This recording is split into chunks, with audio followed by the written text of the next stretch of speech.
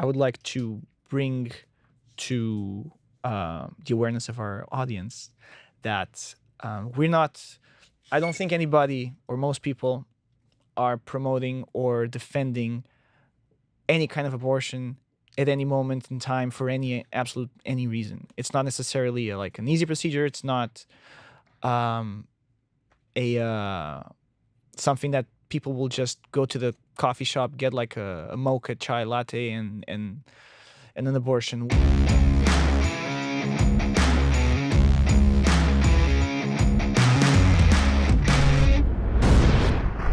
We're talking about keeping what was once a defended statute as an option, because we are effectively telling that women's bodies stop being their own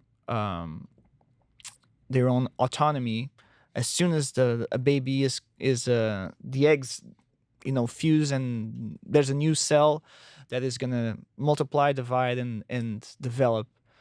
And from that instant until the moment that the baby is delivered, a woman does not have autonomy over their body. They become like a vessel for breathing, for development. It's like a 3D printer developing a new life.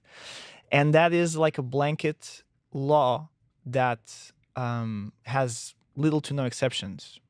There's apparently the only exception that's being considered is when the life of the mother is at risk, and this is being considered in these states where they're tightening up the anti-abortion laws.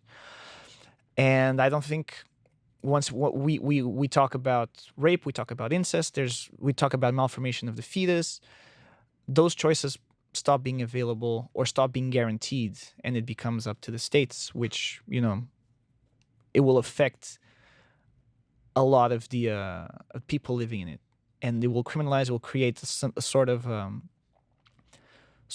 a ratting out dynamic where people will be incentivized to tell that they know about people who went through these procedures. They're going to criminalize the doctors who make these procedures, and that is not the way to go about it. This used to be an option. Now it isn't anymore. And the morality of it, the context. Oh yeah, the context. Incest, thank you. rape, Yes. So there's multiple nuances. factors. Like, I don't think most people who want to be parents, they get pregnant and then they have babies. We're not talking about the vast majority of people who literally are getting pregnant because they want to, or because they're trying, or because this is a subsection of the population that might have a very specific context to them that makes this one of the options on the table. Otherwise, you're forcing people to take the pregnancy to term, and then whatever happens to the baby happens. Like, people stop caring at that point, which I think is like, so this is a pro-life stance, but it only matters for the first 9 months of quote unquote existence, because after that there's no safety nets, there's no social support, there's no funneling of anything. You can't. Having a baby, especially in the United States of America, is very expensive.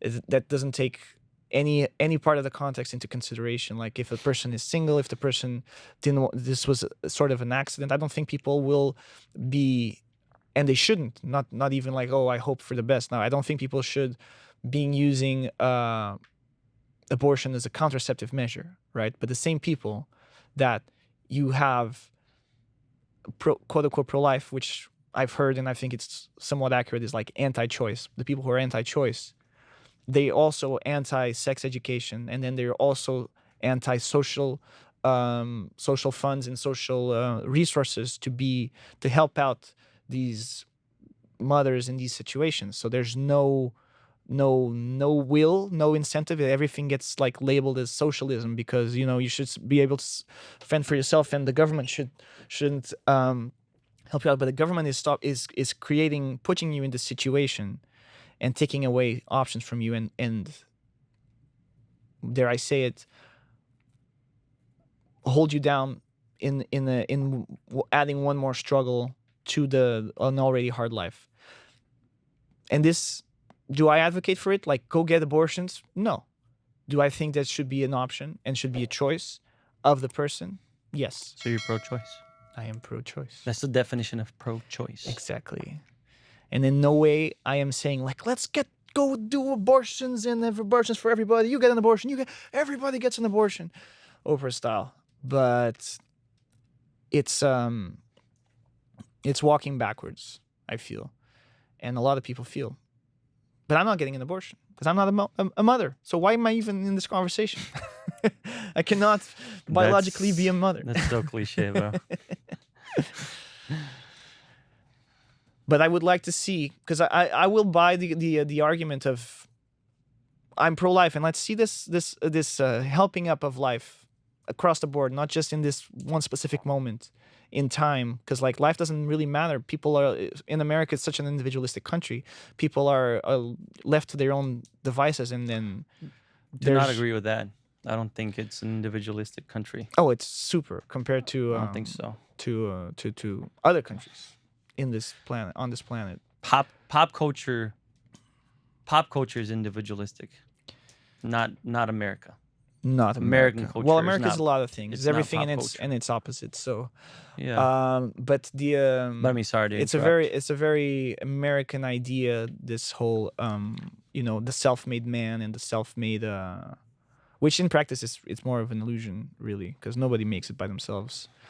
But it is very like people have their, and now I'm diverging, but people are blamed by their lack of success because the onus is on the individual. That if they're failing in life, it's on them because they didn't try hard enough or they didn't do things well enough, and the system doesn't really care as much about you. If only the system cared half about you once you're alive, as much as it apparently cares. Say it again. Sorry.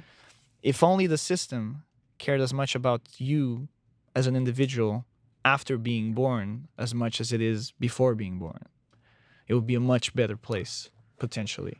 But well, I mean, if we're going to be pro-life, I have to see that across the board.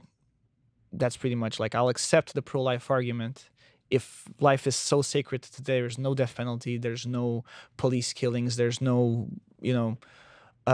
state-sponsored violence, all of these things. So yeah, that's it's more about seeing the criteria evenly applied throughout society. It's valid. Everything you're saying is valid. I don't think what you're saying is absurd or unacceptable. I accept your argument, and that's the beauty of free discourse. Hello everybody, and thank you for watching until the end. This has been Woke Wars, and I hope you liked our conversation. Don't forget to hit that like button and subscribe, and drop a comment down below. Tell us what you'd like to hear us talk about next. Also, check out some of our other episodes. We post every Wednesday, Friday, Saturday, and Sunday. We will see you on the next one.